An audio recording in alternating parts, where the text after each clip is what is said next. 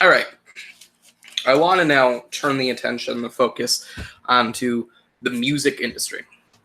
I know exactly what the beginning, the whole, God damn it, this again. I immediately know that this is coming to mind. All right, if you've watched my show plenty of times before, you know I have such a angry gripe against the music industry. But I'm going to, and especially the more popular, like the faults within the more popular genres of pop and rap that tend to take center stage, like your glitzy glamour pop, your rap pop, your trap rap, especially these big flaws, right? But I am going to sing the praises of one of the more popular. I guess I would call it. I would call him a trap rapper before anything else. The I don't want to call it instrumentals. When it comes to rapping and this sort of like the beat, the fucking that's not even trap rap, right? But your typical crappy repetitive loop bullshit with trap rap. I call it beats because that's not an instrumental. That's a beat.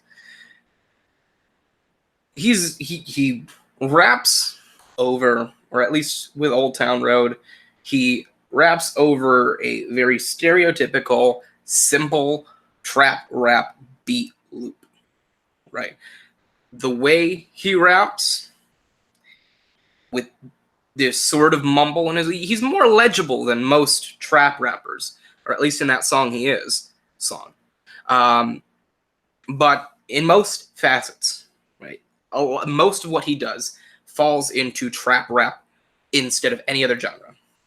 So I'm now going to sing his praises for doing something that you kind of have to have a more keen eye to see. One tweet. I'll read it to you. Me when my label tells me I have to release songs other than new versions of Old Town Road. And it's a video of Usher. And attached to it, let's see. And then I think later on he had another tweet. Let's see. All right, I gotta find it because I obviously didn't prepare for this. It wouldn't be the Hardy Complex if I did. All right, so and then there was you a little. I always say little. I can't not with a little. Oh, you a little Nas X fan. Name 3 versions of Old Town Road. All right, so the latter tweet I just found funny. It's a nice little touch on an old sort of trope, right? But the former tweet. Me when my label tells me I have to release new songs other than new versions of Old Town Road. It gives me a vast understanding of the guy and his situation and the music industry, and specifically the company he's involved with, and their outlook on the industry, and his outlook on the industry, and his mindset of the industry, and his understanding of the industry, and his understanding of success in the industry. It speaks volumes, all right? So let's just kind of break it down. Me when my label tells me I have to release songs other than new versions of Old Town Road. The start point, me when my label tells me, shows that the label is trying to get away from this Old Town Road, whether it's because of the sound of the song or the attention that the song's getting or the availability to capitalize on something while it's hot and release a new piece of garbage just to pander to the audience because, hey, it's the guy from Old Town Road. This is his new song. Even if it's the last successful song he makes, right, at least it's still going to be moderately successful because of the success his last song made. That's just the industry, all right? And the point where it says he tells him that he has to release new songs means that this is something that the industry is pushing forward hard. They're forcing him into this position, or they're trying to force him into this position where he capitalizes on the success so that way they can make as much of a monetary profit as they possibly can. Old Town Road is hot right now. His name, his star value is through the roof because of the success of Old Town Road. So the label wants to capitalize on that, wants to make as much money, but the fact that they're trying to force him to do so means that there is such little care for the actual craftsmanship craftsmanship and passion and dedication to the music. It doesn't matter, right? It doesn't matter. Just hurry up, start, releasing other songs, just whatever it may be, random shit while you can. People will still eat it up, right? So it doesn't matter how good the music may be. Just get it done, release it, let's go right now. True music takes hours, days, weeks, months to craft something special, something mind-altering, something that sticks with you, right? That completely backseat to money. It shows just the devolvement of the industry to the point where it's all about money. Passion is completely non-existent, right? And then obviously his unwanting to separate from the Old Town Road thing shows many different things about his character, and more importantly, his intelligence. All right, you don't see this very often because a lot of these trap rappers are guys that just got famous from being on SoundCloud, didn't have any sort of momentum in life, didn't know what they wanted to do, just got lucky, got a hit song, then did nothing. Right, that 6ix9ine guy got put in jail for touching kids. All right, and then I forgot what his fucking name is. Kodak Black, I think. He's been arrested. He's been denied bail. Countless other discussions and points of these other guys getting arrested or getting shot and killed or getting in trouble with the law. Just this bad boy or bad girl mentality. I rambled on about Cardi B and the fact that she has the confidence to go, I'm a bad bitch, but not the confidence to rob somebody sober. I've gone under that whole thing a million times, but never once before this little Nas guy did I ever go, they have an understanding of where the fuck this is going. All right, the fact that he wants to stick to the success of Old Town Road shows that he knows exactly where this is gonna go. If he releases a new song, he knows exactly his success is done. It's dead. More of the same, people will just go, oh, cool. What's this over here? Right? He's understood that. That little punk guy, that Kodak Black guy, the Dr. Phil chick, that little fucking twat waffle, the little 8-year-old twat waffle that I stole her boss's money or something along those lines. And any other kind of rapper that's in jail or being held on bond or is just trying to find out how to make a comeback, all of it, never once did they have any inkling at the start of where this is going to go. He understands this. He can see trends. He's not blinded by the industry. He's not blinded by success. He's very aware of what his success is coming from. It's coming from Old Town Road. And if he releases a new song, people are just going to go, oh, cool. This guy from this song that I like is releasing another song. It's going to be more of the same. Old Town Road got success because it was so catchy, right? And it wasn't like it was voluntarily catchy. It just became catchy. But then the focus is going to be put on by the industry and the label in specific to make the song catchy. He's going to try to make the song catchy, but it's not going to work because it was like a product. It was a side effect of Old Town Road that it just was also catchy and people could latch onto it.